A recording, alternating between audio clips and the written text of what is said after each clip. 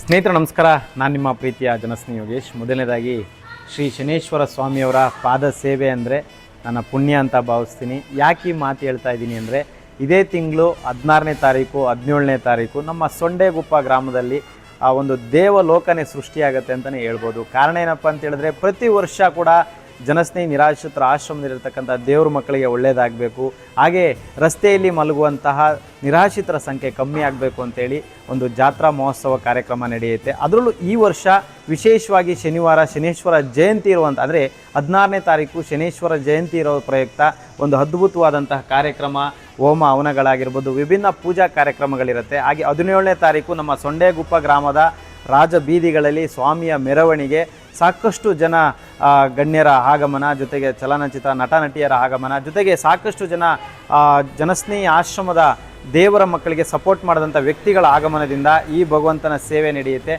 ಈ ವರ್ಷ ಕೂಡ 16, 17ನೇ ತಾರೀಕು ನಿಮ್ಮೆಲ್ಲರ ಪ್ರೀತಿ, ಆಶೀರ್ವಾದ, ಸಪೋರ್ಟು, ಕರ್ನಾಟಕ ಜನರ ಎಲ್ಲರ ಆಶೀರ್ವಾದ ಇರಬೇಕು. ಪ್ರತಿಯೊಬ್ಬರು ಕೂಡ ಇದೇ ತಿಂಗಳು ನಮ್ಮ ಒಂದು ಜಾತ್ರಾ ಮಹೋತ್ಸವ ಕಾರ್ಯಕ್ರಮಕ್ಕೆ ಎಲ್ಲರೂ ಬಂದು ಭಾಗವಹಿಸಿ ಭಗವಂತನ ಕೃಪೆಗೆ ಪಾತ್ರರಾಗಬೇಕು ಅಂತ ಮನಸ್ಫೂರ್ತಿಯಾಗಿ ಬೇಡ್ಕೊಳ್ತೀನಿ.